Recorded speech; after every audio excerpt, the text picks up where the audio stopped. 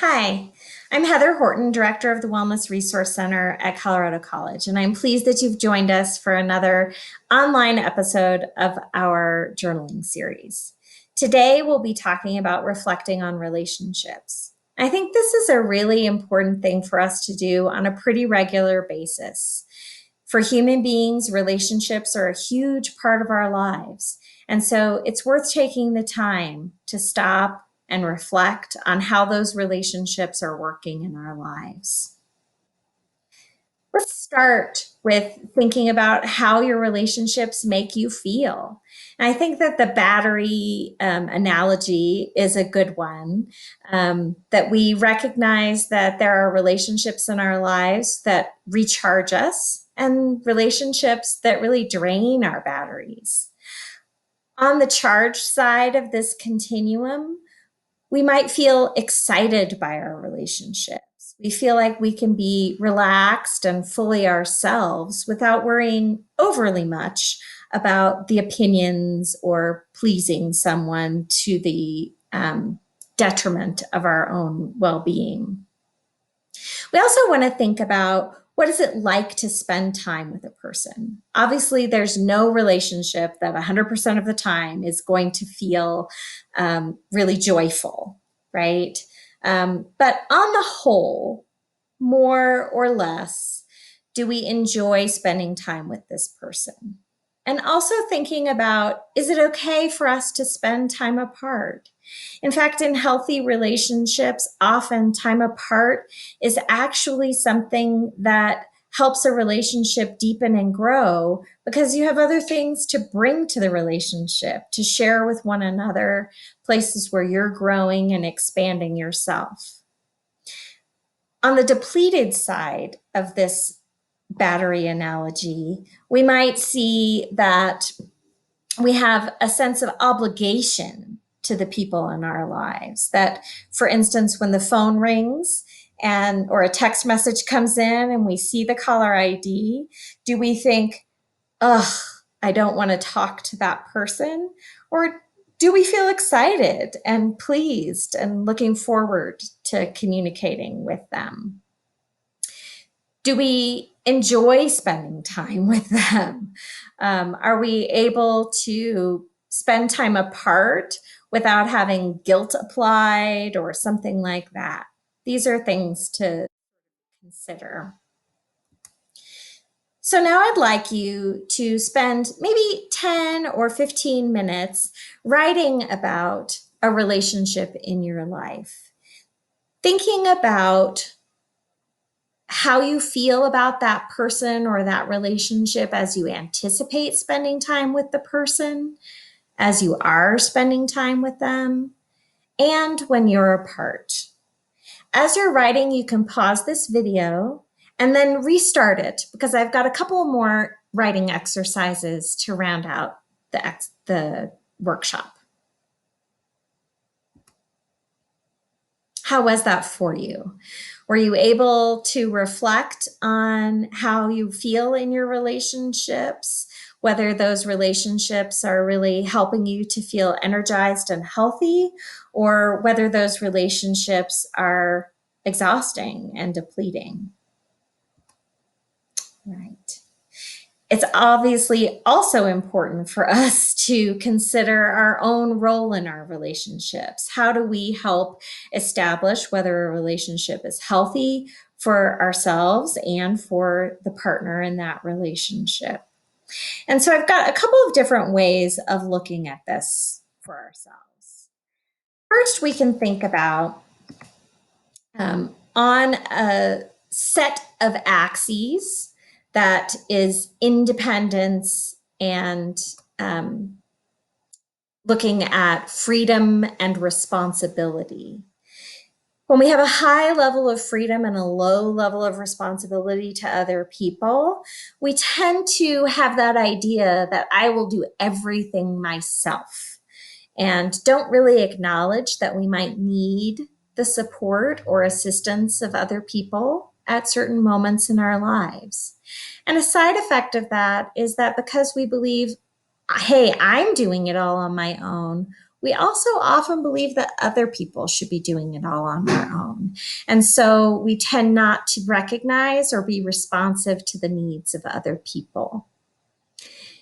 If we have a low level of freedom, but still also a low level of responsibility to others in our relationships, we tend to fall into this dependence quadrant. And with dependence, we're often overly focused on pleasing other people or meeting their needs. And so subjugating our own and always putting that other person's needs first. And with dependence, we often are fearful about losing the relationship, uncertain whether we'll be able to be okay without the relationship. If we maintain a low level of freedom, but a high level of responsibility for others, we are falling into that codependence quadrant. And here we're again continuing to put the needs of other people above our own, and maybe building a sense of identity around taking care of someone else. And this is really putting the other person's needs first and allowing them to let you do that. And so that's really enabling unhealthy behavior in both directions. On the side of high level of responsibility, when we also have high freedom, that's when we're engaged interdependently with one another. And here we can simultaneously take into account our own and other people's needs and be responsive to them. There tends to be mutuality and interplay of need and support for both people. Now, most of us are going to fall in all four of these quadrants at some point in our lives and in our relationships. But it is important to consider whether we identify patterns of independence or interdependence or codependence in our lives and in our relationships. So another way of thinking about this is through the rigidity or porousness of our boundaries. When we have very rigid boundaries, that's when we're in that independent quadrant. We have a hard time sharing personal information with others, a hard time asking for help even when we really need it, and we're keeping people at arm's length. And the result of that is that it's really hard to create intimate, close relationships. On the other end of that continuum, we might have very porous boundaries. Here, we might often be asking other people to help us or have difficulty saying no to someone else. And we might be over involved with their problems and their concerns and always prioritizing them over ourselves.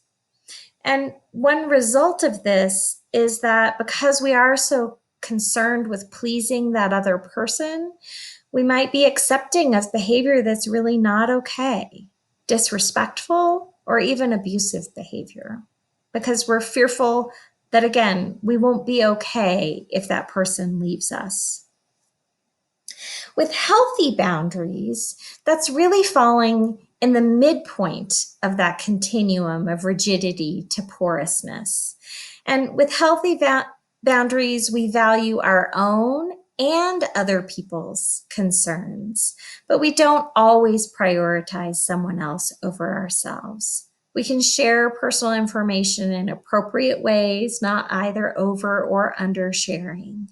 And we're able to identify our own needs and then to communicate those in assertive ways, not aggressive, not passive aggressive, but assertive. And if you're interested in learning more about assertive behaviors, I'll put a link to a document with information about assertive behaviors in the description of this video.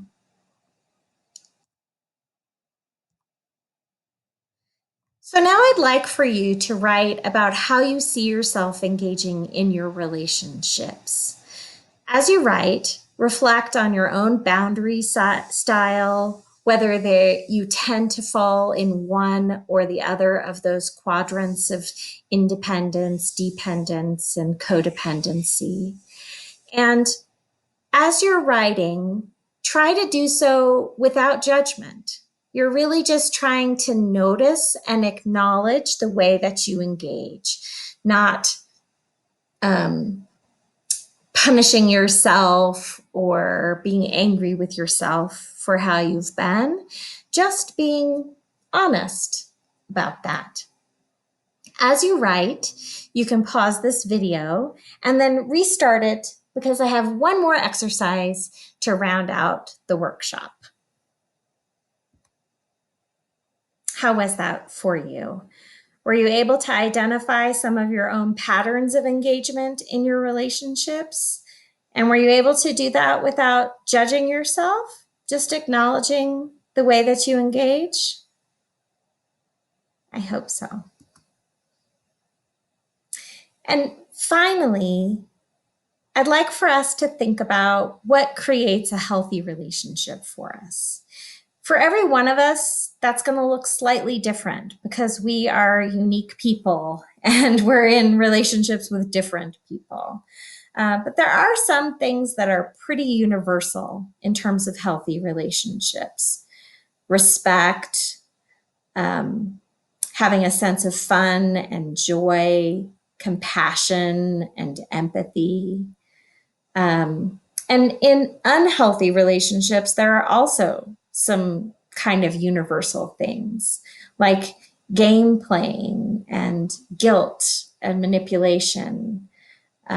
We might see a lack of empathy and concern for one another, or we might see abusive or disrespectful behaviors.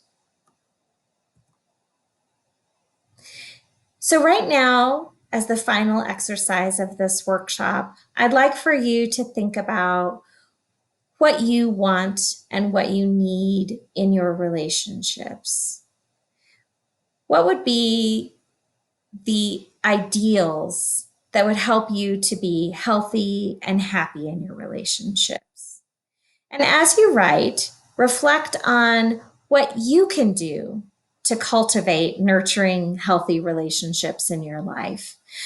Because the reality is that oftentimes we might say, gosh, if this other person in my life would just do X, Y, or Z, this relationship would be perfect. It would be great.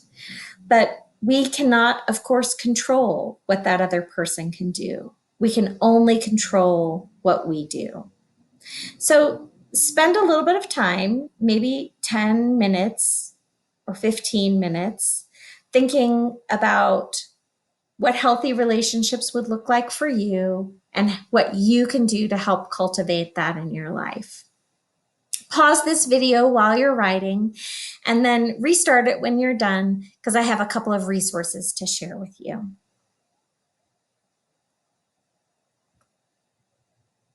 How was that for you? Were you able to identify some steps that you can take in order to help build healthy, sustaining relationships in your life? I hope so.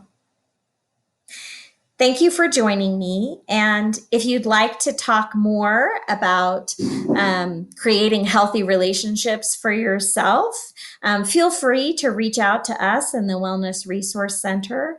My contact information, along with all of my colleagues in the WRC, is available on our website. And we also have a really fantastic set of resources that you can see there in the web link, and I'll put those links in the description of the video. Thanks so much for joining us. Bye.